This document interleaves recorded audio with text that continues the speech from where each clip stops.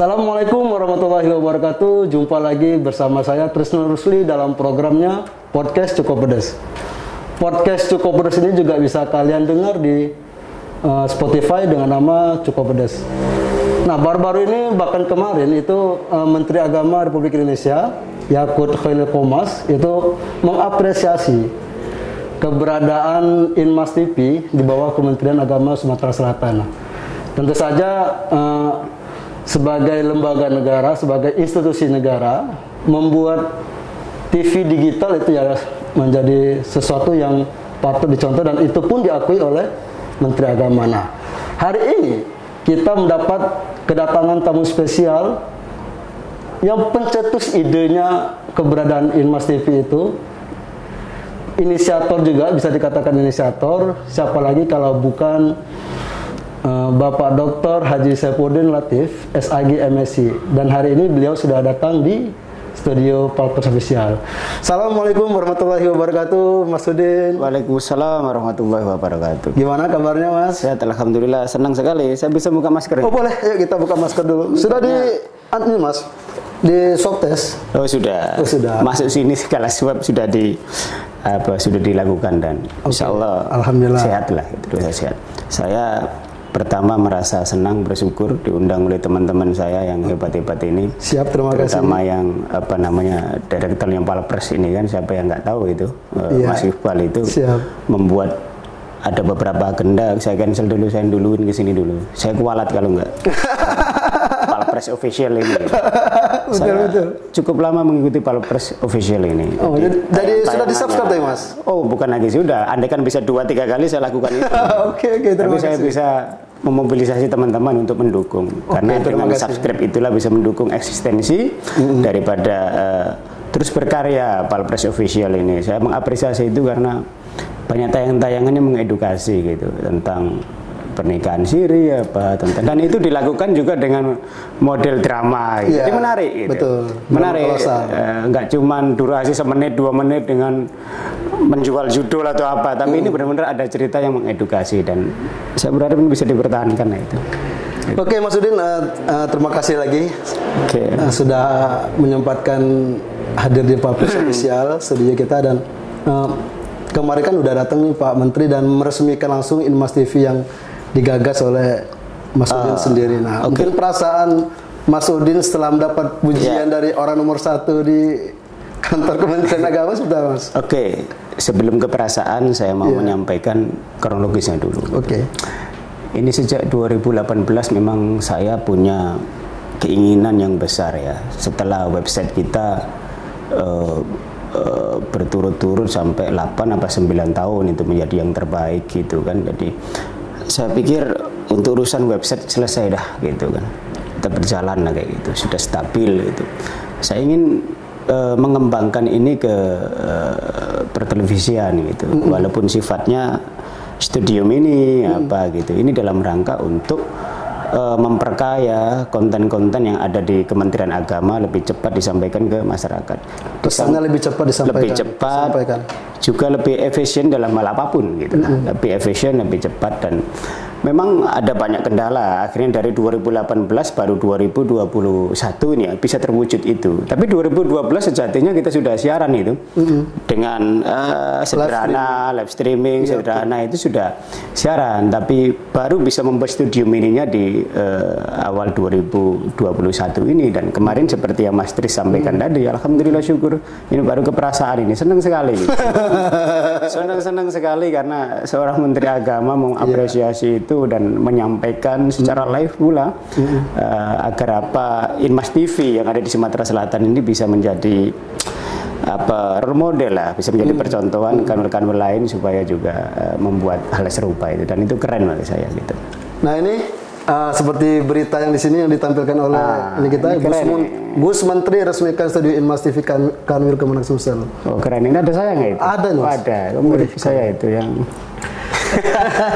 ini di kantor Kemenak studionya. Ya, di studio ini sebenarnya kita tanda petik menyulap gitu. Dulu itu ruangan kerja tim humas gitu, humas gitu, ruang kerja. Jadi saya jadikan ruang humas itu menjadi ruang studio mini ini.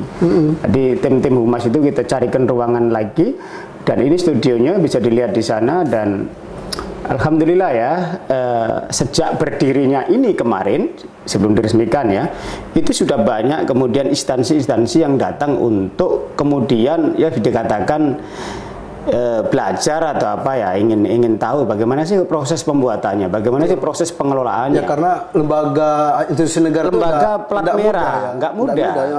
Lembaga plat merah nggak mudah. Tanpa saya harus lembaga mana yang kemudian sudah datang, tapi cukup banyak yang datang belajar, magang di situ, bagaimana mengoperasionalkannya, bagaimana gini. Saya juga mengalami hal serupa seperti yang mereka alami sekarang, kesulitan SDM sampai mengelola ini gitu. Tapi saya punya pola, punya trik ini. Saya punya pola, punya trik bahwa saya punya tenaga, tapi gimana saya nggak punya SDM untuk bisa mengelola pertelevisian ini gitu. Makanya saya undang orang televisi beneran yang bisa mengoperasionalkan itu, saya undang sebagai pelatih seperti itu. Teman-teman itu saya minta untuk mengikuti dengan serius, seperti kursus saya datang ke kantor. Saya datangin ke kantor. Kita juga nggak punya tenaga presenter di situ itu kan, nggak punya. Kita juga rencana mendatangkan presenter yang profesional untuk mengajari itu. Dan alhamdulillah dari yang anak-anak tim itu yang sama sekali tidak mengenal dunia pertelevisian itu, streaming seperti itu, televisi streaming seperti itu, sekarang sudah bisa dilepas, sudah bisa jalan. Bahkan narasumbernya itu lumayan keren dah. Gubernur Babel dengan wakil gubernur pernah jadi narasumber. Gubernur Sumsel pernah jadi narasumber. Dan kemarin juga keren Pak Menteri Agama jadi narasumber. Pak Lukman Hakim Saifuddin dulu juga sempat mengunjungi juga, walaupun belum sempat jadi narasumber, sempat diresmikan. Karena belum ada studionya saat itu, baru itu. Seperti itu, Mas. Oke, tadi sempat menyinggung terkait majalah. Nah, jadi kalau aku lihat sejak kepemimpinan Mas Udin ini, udah berapa tahun, Mas? 10 tahun lebih ya? 14 tahun. 14 tahun. Agak lama ya. Agak lama. 14 tahun. Mas. Tapi dengan waktu 14 tahun itu banyak sekali inovasi nih, Mas. Dari mulai website, kemudian majalah, kemudian dan baru-baru ini TV, dan kayaknya memang tidak mau lagi nih berhubungan dengan kita media konvensional ini, kayaknya mau buat sendiri itu. Enggak, jadi gini, kerjaan itu dinikmatin gitu. Dan saya bisa menikmati kerjaan di public relation ini. Jadi humas itu kerjaan yang keren bagi saya. Tapi sebagian orang berat kerja di humas itu. Kenapa? Kerjanya itu ya mirip seperti Anda ini ya, di para jurnalis ini, nggak kenal waktu gitu. Nggak sih. Kalau ASN pada umumnya jam 8 sampai jam 4 pulang. Seperti itu kan. Kita humas ini nggak bisa pulang malam, apalagi pimpinan, dan itu bagi saya keren, tantangan tersendiri bagi saya. Dan hanya di humas yang saya bisa menemukan tantangan-tantangan yang keren untuk menimbulkan sebuah inovasi gitu. Dulu marak majalah atau apa itu, kita membuat majalah Rukun Umat sejak tahun 2000. Rukun Umat ya dulu. Rukun Umat tahun 2007 saat itu, yang 2007-2008 lah ya. Seperti ini nih majalahnya ini. Ini edisi berapa ya sudah itu? 2020 Oktober. 20 Oktober ya. Ada edisinya. Jadi entah sudah edisi keberapa, dan kita mengikuti perkembangannya. Ketika dulu majalah, kita buat majalah. Kemudian setelah itu rame nih ke website gitu kan. Kita juga website itu, dan ini dikompetisikan oleh Kementerian Agama secara nasional dari 35 provinsi. Dan alhamdulillah sejak 2012 itu kita selalu ya terbaik lah. Apes-apesnya kedua lah. Gitu. Tepuk tangan dulu. Nah, itu. Alhamdulillah. Tapi sekarang saya ingin beralih lagi berinovasi gitu loh. Saya anggap majalah selesai, jalan lah itu ya. Website selesai, jalan ya. Karena semata-mata kompetisi itu jangan dimaknai untuk mengejar kemenangan semata. Kalau dimaknai mengejar kemenangan semata, itulah sering orang mengatakan mempertahankan lebih sulit daripada merebut. Tetapi itu dijadikan sebagai bahan sebuah kebutuhan, sebuah website informasi pemberitaan tidak akan pernah mati, tidak akan pernah itu. Jadi akan tetap stabil. Kalau cuma nyari kemenangan, juara satu ngangkat trofi, sudah ngangkat trofi besok lewat, nggak akan juara lagi, habis karena dia hanya memegang trofi, jadi kebanggaan trofi itu. Bagi saya enggak, karena tujuannya trofi tadi, tujuannya hanya semata-mata nyari kemenangan. Bagi saya enggak, bagi saya ketika sudah stabil, saya harus sudah berpikir kalau sudah 4, 5 kali, 6, 7 kali menjadi yang terbaik. Saya pikir berarti artinya sudah jalan ini. Artinya intinya kan jalan. Awal mula tahun-tahun 2010, 2009 itu website Kemenak itu dari penilaian 34 provinsi kita nomor 35. Saking nggak jalannya saat itu gitu. Tapi ketika kita masuk, kita ubah itu, bayangkan dari yang sama sekali nggak punya skor, zero seperti itu, kita menjadi terbaik nomor 1 dan bertahun-tahun seperti itu. Nah, ketika sudah kita anggap sudah jalan, ya sudah. Seandainya kita nggak menjadi yang terbaik 1 atau 2, bukan berarti kita nggak jalan gitu. Karena kompetensi itu kan ketat ya, hanya konten-konten. Intinya barometer jalan itu tiap hari itu update berita ada, konten-konten berita terkini ada, yang dibutuhkan masyarakat ada, dan itu sudah kita lakukan. Nah, terkait berita, mohon maaf nih Mas, dipotong sedikit. Dengan semangat Humas dalam memberikan pesan-pesan melalui berita ini, kayaknya aku lihat juga tersalut ke bawah juga nih Mas. Contohnya ke madrasah-madrasah. Jadi aku ingat betul waktu itu Man 1 Palembang, waktu itu masih zamannya kepala madrasahnya Pak Bukhari. Itu bundel apa berita itu sampai segini loh Mas. Itu karena ini laporan. Itu karena ya dari Humas dari Mas Udin sendiri. Nah, sebenarnya apa sih Mas yang ingin disampaikan dari strategi seperti itu? Jadi gini, tanggung jawab untuk kehumasan kita ini bukan hanya semata-mata di lingkungan kantor wilayah Kementerian Agama yang di Arifai itu, di samping kantor gubernur itu, bukan hanya semata-mata di situ gitu. Tapi kita bertanggung jawab dengan kehumasan, dengan jurnalis, dengan publikasi sesumsel. Sumsel itu ya ada Kemenak Kabupaten Kota, ada KUA, ada madrasah itu ada tingkat alia, MTS, MIN. Contoh nih seperti tadi yang Mas sebutkan, kenapa kok kemudian madrasah sampai begitu ya punya arsip pemberitaan? Memang saya lombakan itu, saya kompetisikan. Jadi salah satu sarana untuk memicu agar orang mau maju, berkembang dan baik, salah satunya melalui jalur kompetisi. Saat itu 7-8 tahun yang lalu itu madrasah atau apa tuh nggak mengenal berita produksi sendiri Mas ya, cuman dari koran Anda apa membaca, tapi dia nggak pernah memproduksi sendiri. Padahal banyak potensi, padahal banyak pemberitaan sebenarnya bisa diolah sendiri di madrasah itu. Nah, ini potensi ini yang saya ambil. Akhirnya saya bentuklah madrasah-madrasah sesumsel itu menjadi tim-tim jurnalis gitu, tingkat alia, tingkat itu. Jadi saya bentuk tim jurnalis. Saya minta kepala sekolahnya saya kumpulin, saya infokan bahwa dibentuk tim jurnalis masing-masing sekolah se-Sumatera Selatan gitu. Dan itu kita kompetisikan setiap tahun. Kita kasih reward siapa yang terbaik. Kita kasih punishment siapa yang kemudian tidak jalan. Dan ini jalan sekali seperti yang Anda contohkan tadi, salah satu Man tadi. Anda sekarang jangan kaget. Anda ke daerah nih, ke Oku Selatan, yang mana jauh? Ke 4 Lawang, ke madrasah atau apalagi ke Kemenak. Pasti di situ dia ada tim liputannya, tim jurnalisnya. Jadi kalau Anda punya jaringan sampai ke mana-mana 17 kabupaten kota, jadi sumsel.kemenak.go.id itu tingkat kecamatan Anda, karena di KUA itu ada jurnalisnya. Di madrasah yang MIN itu ada jurnalisnya gitu. Jadi saya wah, ini berat ini Mas. berat kenapa? Ya berat untuk media konvensional. juga. Kalau sudah bisa ada tim wartawannya, ada medianya dari online, cetak, kemudian ada digital juga lah. Terus apa mau buat media masa sendiri Mas? Jadi gini Mas Riz, kita itu tetap harus bermitra dengan media. Media itu salah satunya Palpres, saya sudah bermitra banyak. Kalau Anda ke ruangan saya, di situ banyak tampilan Palpres itu cukup mendominasi di situ. Itu sebagai bukti bahwa kita bermitra sangat baik dengan media. Kita mengelola berita. Kita juga tidak bisa lepas dari bermitra dengan media-media konvensional dari luar gitu loh. Jadi ada berita yang untuk konsumsi internal, ada berita yang memang kita harus expose keluar, dan ini perlu tenaga-tenaga media dari luar. Makanya kenapa setiap perwakilan media itu saya tampilkan di ruangan kerja saya. Ini dalam rangka saya untuk membangun hubungan baik dengan mitra media saya. Saya juga berlangganan koran. Selagi yang bisa Palpres saya perbuat, tetap ada ya Mas? Palpres itu tetap. Palpres tetap. Ada. Bisa dicek gitu.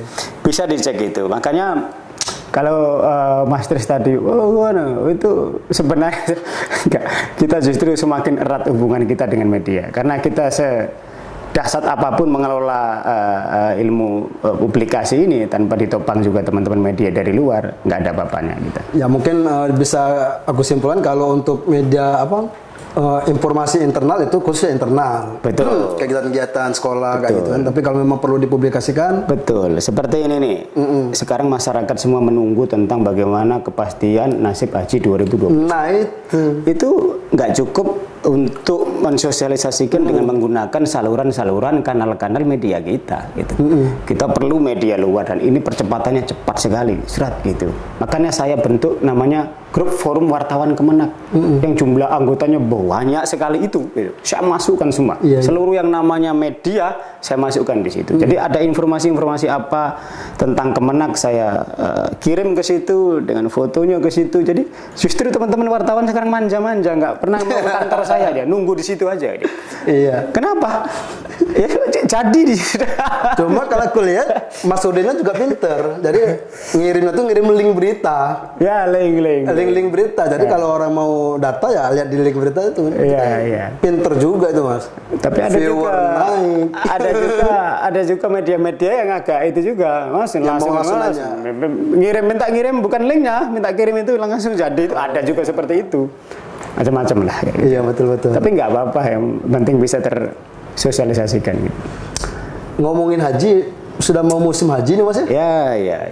Haji. Jadi Kemenak ini semua urusan diurus oleh Kemenak. Masalah urusan haji, umat. Masalah IT gitu loh. Jadi jangan dikira Kemenak ini cuma doa saja gitu loh. Tetapi urusan IT juga kita nggak mau ketinggalan gitu. Urusan sampean broadcast seperti ini gitu, kita juga ikut membuat kanal-kanal YouTube juga gitu. Ini mengimbangi gitu loh. Jadi humas yang modern itu mampu mengimbangi peradaban yang terus bergulir seperti ini. Kalau kita nggak seperti itu, kita akan menjadi orang ketinggalan gitu kan. Gitu. Jadi kita harus mengikuti ritme. Medianya seperti apa, kita juga ikuti ritme. Gitu. Dan memang harus dicontoh dengan instansi yang lain Mas. Karena kan kalau dulu kan ya kalau berbau-bau agama itu ya kolot, kuno kan, dengan adanya inovasi seperti ini ya lebih terlihat modern. Terus masalah haji ini. Ya, masalah haji ditanya. Gimana Mas? Jadi masalah haji ini juga bukan hanya pertanyaan dari Palepres official saja gitu ya, tapi masyarakat cukup banyak yang bertanya, media cukup banyak bertanya. Saya jadikan sarana talkshow kali ini untuk menyampaikan informasi ke masyarakat ya. Sebagian masyarakat juga mungkin sudah tahu ya informasi dari Bapak Menteri Agama kemarin bahwa kepastian haji itu sampai sekarang masih belum pasti. Pemerintah Arab Saudi belum ini? Belum. Kalau kemarin sempat beredar bahwa haji sudah ditetapkan ada 60.000 bla itu hoax itu. Tidak benar. Jadi intinya belum ada info resmi dari pemerintah Arab Saudi apakah tahun ini akan ada pelaksanaan haji atau tidak. Kuncinya ada di pemerintahan Arab Saudi. Tugas kita di Kementerian Agama menyiapkan segala sesuatunya sehingga ketika pemerintah Arab Saudi kemudian mengumumkan berapapun kuotanya, kita sudah siap gitu. Jangan sampai mengumumkan kuota kita nggak siap. Tapi tentu juga ada limit waktu sampai kapan kita harus menunggu kepastian itu, karena persiapan haji kan nggak bisa ujuk-ujuk gitu, ada persiapan gitu. Kalau untuk di Sumsel sendiri yang calon jamaah hajinya sudah terdaftar berapa nih Mas? Ya, kalau kita ngikutin kuota itu ada 7.035 ya setiap tahunnya itu gitu. Tapi, itu kalau biasa? Kalau biasa ya, ini kan dampaknya ini kan menjadi waiting listnya itu menjadi panjang. Betul. Karena tahun 2020 kemarin kan tidak ada pemberangkatan sama sekali. Nah, tahun 2021 ini belum ada kepastian. Ada 3 opsi nih, bisa berangkat penuh 100% seandainya pandemi hilang. Berangkat separuh, bisa aja 50% atau cuma 40%, bahkan mungkin cuma 25% yang berangkat dari seluruh kuota yang ada, karena masih prokes gitu kan. Dan yang ketiga ini yang tragis gitu, nggak ada pemberangkatan sama sekali seperti tahun 2020. 3 opsi itu yang masih kita tunggu, kita milih yang mana, karena kita nggak bisa menentukan sendiri nih, balik-balik kepada kebijakan pemerintah Arab Saudi. Tapi intinya Kementerian Agama sudah siap seandainya ada info keberangkatan haji tahun ini. Berapapun sekarang yang sudah terdaftar 14.000. Udah 2 tahun kan, 2020 2021. Ya, artinya waiting list kita itu sudah di atas 100.000 ya. 100.000. Sudah berapa tahun ya, untuk kalau daftar sekarang itu tahun 2000 berapa, 30 berapa itu baru berangkat. Waiting list kita cukup panjang itu. Berapa 18 atau 20 Daftar tahun. hari ini 2030 baru Ya, angkat. 2030 lebih itu, saya lupa ya, 2030 berapa itu, saking panjangnya. Apalagi ini pasti domino ini, kalau 2020 nggak berangkat, itu kan andaikan berangkat tahun ini, itu diutamakan prioritas yang 2020 kemarin. Betul. Itu andaikan penuh, kalau nggak penuh kuotanya cuman separuh, itu yang lebih parah lagi, nggak ada pemberangkatan sama sekali, lebih panjang lagi. Untuk memaklumi calon jamaah haji seperti apa tuh Mas? Ya harus maklum karena ini bukan kemauan Kemenak, bukan kemauan, ini memang dunia memang belum, pandemi ini masih tinggi, dan Anda kalau lihat live streaming siaran langsung dari Masjidil Haram itu masih sedikit sekali, berjarak sedikit sekali. Bagaimana musim haji ini kan, yang sekarang aja sedikit sekali, jarang itu yang tawaf itu kan. Saya menyaksikan kemarin. Artinya juga memang belum kondusif gitu loh, belum kondusif gitu. Jadi itu kita masih menunggu, masyarakat juga supaya tenang, masyarakat juga tetap sabar. Kita tunggu info resmi dari pemerintah, jangan termakan info-info yang belum tentu kebenarannya gitu. Kalau ada info yang kemudian masuk ke HP kita, cek dulu, cek and recheck, dan tanyakan ke Kementerian Agama di mana Bapak Ibu tinggal, biar jelas informasinya seperti apa. Baik, terima kasih banyak Mas Udin udah berkesempatan hadir di sini. Ya. Besok-besok mungkin bisalah kita kolaborasi in Mas TV ini Mas. Siap. Mungkin terkait program apa gitu kan? Siap. Makasih Mas Tris, saya senang sekali. Palpres Official sangat inovasi juga. Siap, terima kasih. Intinya konten-kontennya juga dengan Kemenak Sumsel. Terus kita tingkatkan kolaborasi antara media, antara Kemenak, kita menjadi satu. Apalagi saya di Humas mengelola informasi itu. Sekali lagi saya katakan, saya tanpa media, Kemenak tanpa media juga bukan apa-apa. Begitupun media juga butuh informasi yang news dari Kemenak juga. Artinya kita saling membutuhkan itu. Saya doakan Palpres Official, Palembang Express gitu, tetap jaya, tetap eksis, tetap hadir di tengah-tengah masyarakat, dan kami Kemenak bukan hanya menjadi pembaca, tapi dari tahun ke tahun menjadi bagian yang setia dari perkembangan Palembang Express. Apalagi ada Palpres Official ini, saya menyambut baik. Terus tingkatkan inovasi, berikan konten-konten yang mendidik, yang edukatif dengan warna-warni yang keren. Tepuk tangan untuk Palpres Official. Terima kasih Mas Udin, terima kasih banyak. Demikianlah pemirsa Cukup Pedas, jumpa kita kali ini. Jangan lupa subscribe terus Palpres Official dan Kemenak Sumsel. Kanwil Kemenak Sumsel ya. Kanwil Kemenak Sumsel, mungkin linknya bisa lihat di linknya bisa lihat di sini ya. Teman-teman juga, teman-teman saya di komunitas saya, kawan-kawan Humas di seluruh Sumatera Selatan, untuk mendukung Palpres Official tetap eksis, tetap berkarya, tetap berinovasi. Jangan lupa subscribe, like, dan share sebanyak-banyaknya. Itu cara kita untuk mendukung Palpres Official tetap eksis. Terima kasih. Wassalamualaikum warahmatullahi wabarakatuh. Baik Mas.